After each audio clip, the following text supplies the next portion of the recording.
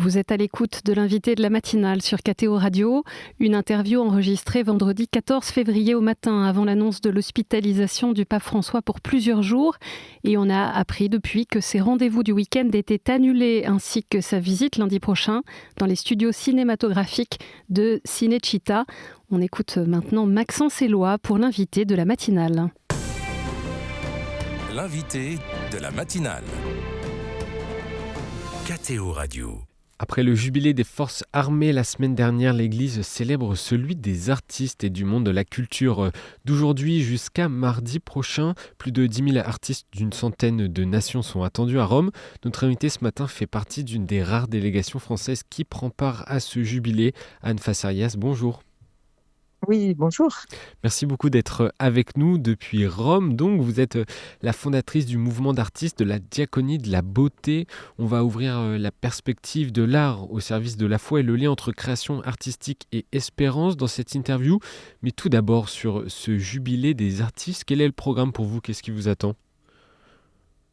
Alors nous, je dirais qu'on a notre symposium annuel comme depuis une dizaine d'années, où on a toujours pendant une semaine autour de la fête du bienheureux Fra Angelico, qui est le patron des artistes, donc des rencontres autour de l'art et de la spiritualité, et de manière providentielle, en fait, ce symposium annuel coïncide cette année avec le programme du Jubilé des artistes que propose le Vatican. Donc on est très contents.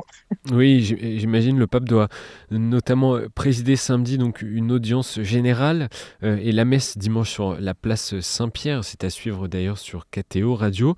Une galerie de rue doit également être inaugurée sur une longue artère menant à Saint-Pierre avec une exposition représentant 27 portraits de prisonniers.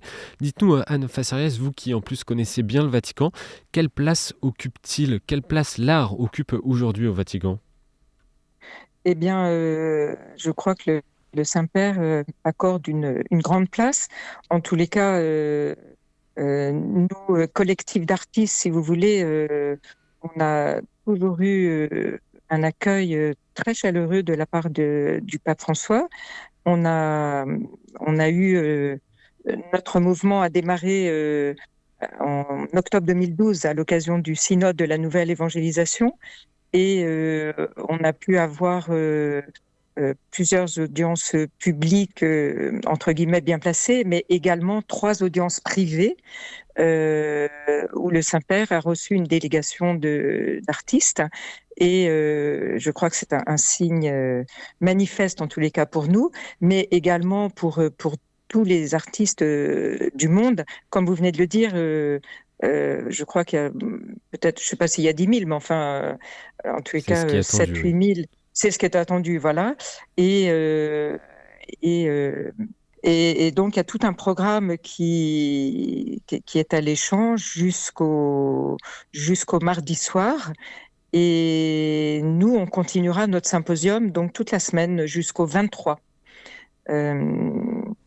On enchaîne en fait les 2 jubilés, le jubilé des artistes et le jubilé des diacres, parce que notre mouvement de la diaconie de la beauté a aussi à voir avec la famille diaconale. Mon mari Daniel est diacre et voilà, la famille diaconale est un grand support pour nous, pour enraciner cette diaconie de la beauté au sein de l'Église. Voilà. Donc il y a une signification particulière pour vous de vous rendre à Rome pour ce jubilé ? Complètement, oui, complètement. On se greffe sur le programme que propose le pape. Alors bien sûr, il y a des moments où c'est vraiment pour tous, et puis d'autres moments qui sont beaucoup plus ciblés et sur invitation. Par exemple, le lundi, quand il va aller visiter les studios Cinecittà, là, c'est vraiment les artistes, les grands artistes italiens, français, enfin du monde, qui vont être autour du Saint-Père. Je crois qu'il y a 600 ou 700 artistes qui sont attendus. regrette notre bien cher Michael Lonsdale, qui est une pierre fondatrice de notre mouvement de la diaconie de la beauté, qui a été notre parrain, notre président d'honneur pendant les 10 années, en fait, les 10 dernières années de sa vie. Et bien sûr, il aurait fait partie de ces personnalités connues et reconnues. Voilà, mais il nous accompagnera de là où il est. Cette année sainte est placée sous le signe de l'espérance. En quoi l'art est un vecteur d'espérance selon vous? L'espérance, pour moi, c'est un grand vecteur d'espérance parce que euh, l'art nous élève, j'ai envie de dire, l'art nous inspire, l'art nous donne de la beauté à partager dans un monde qui n'est pas toujours beau. Et donc, je crois que ce thème de l'espérance nous parle beaucoup à nous tous, artistes ou serviteurs de la beauté. Et on a dans ce déplacement également de ce symposium qui s'ouvre donc ce soir et demain matin, place Saint-Pierre, et qui va durer jusqu'à dimanche prochain. On a aussi dans notre programme toute une démarche véritablement jubilaire pour nous renouveler, disons, de l'intérieur dans notre chemin de foi. Et par exemple, on va passer les 4 portes saintes. Chaque jour, on aura aussi des temps forts autour d'un saint que nous affections particulièrement, d'un bienheureux que nous affections particulièrement, qui est le bienheureux Pier Giorgio Frassati, qui va être canonisé justement à l'occasion du Jubilé des jeunes, le 3 août prochain. Et donc, on aura des temps forts. Moi, je dis souvent, pour le bon Dieu, tous ces saints, ce sont les plus grands artistes. Ce sont ces plus grands artistes.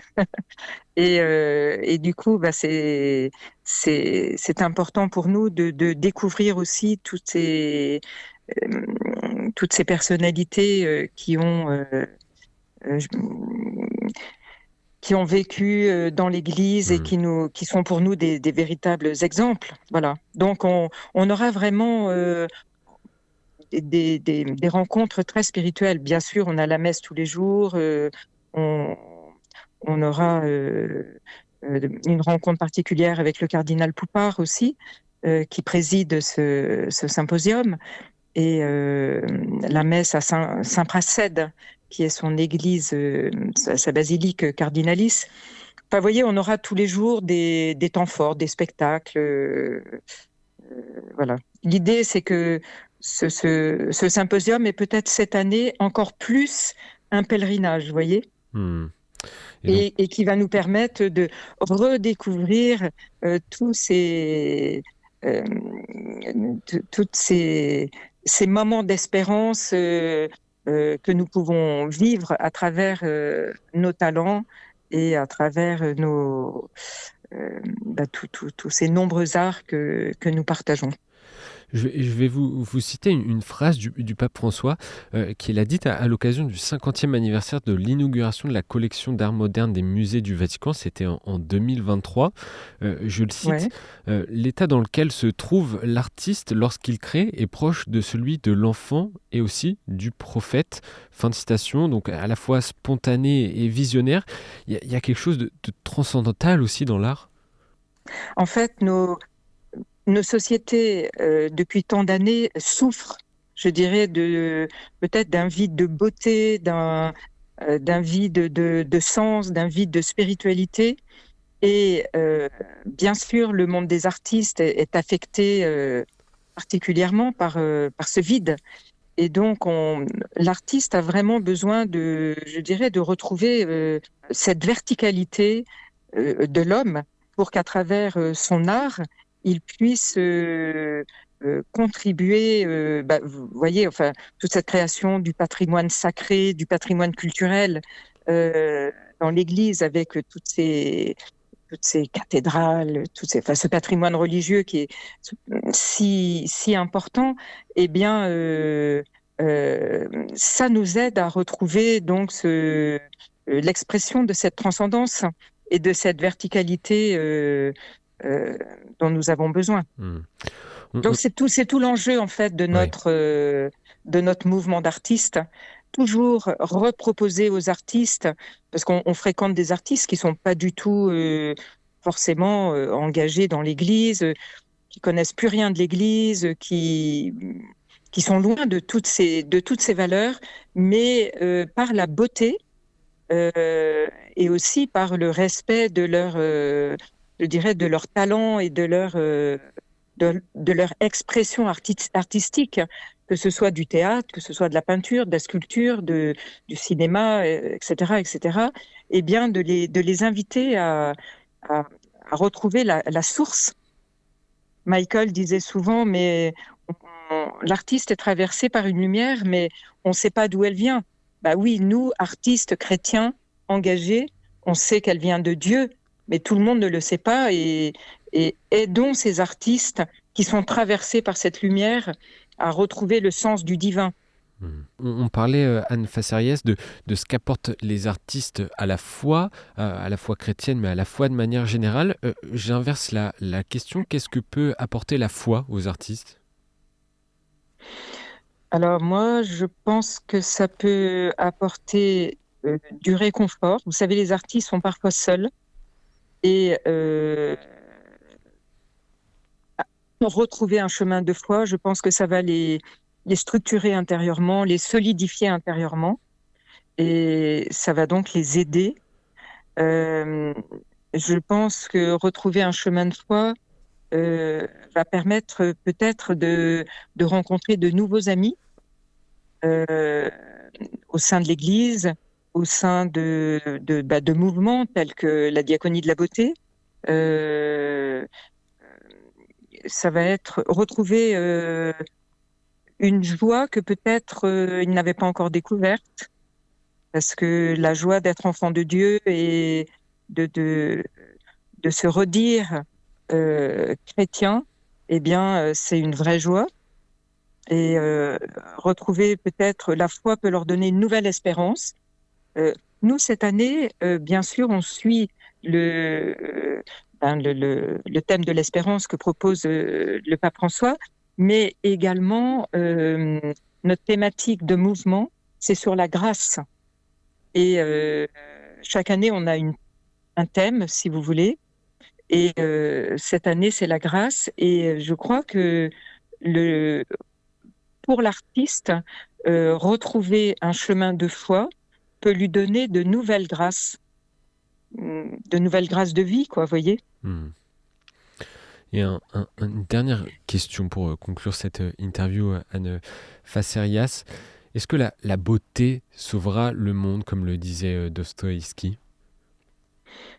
Alors, la beauté sauvera le monde, certainement, mais personnellement, à côté du mot beauté, bien sûr, le mot bonté, le mot charité vient tout de suite, parce que beauté sans charité, c'est pas une vraie beauté.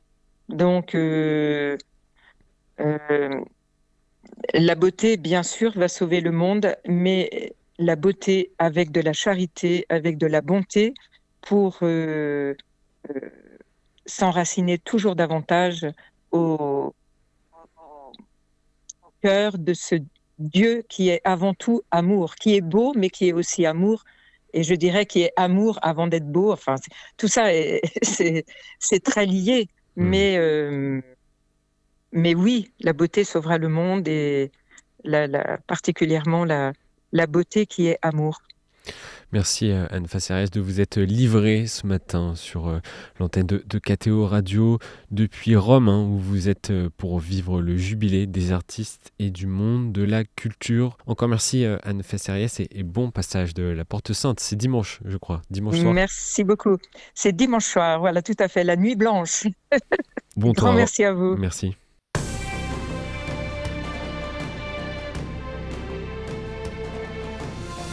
Cette interview de l'invité de la matinale a été enregistrée vendredi 14 février au matin, avant l'annonce de l'hospitalisation du pape François pour plusieurs jours.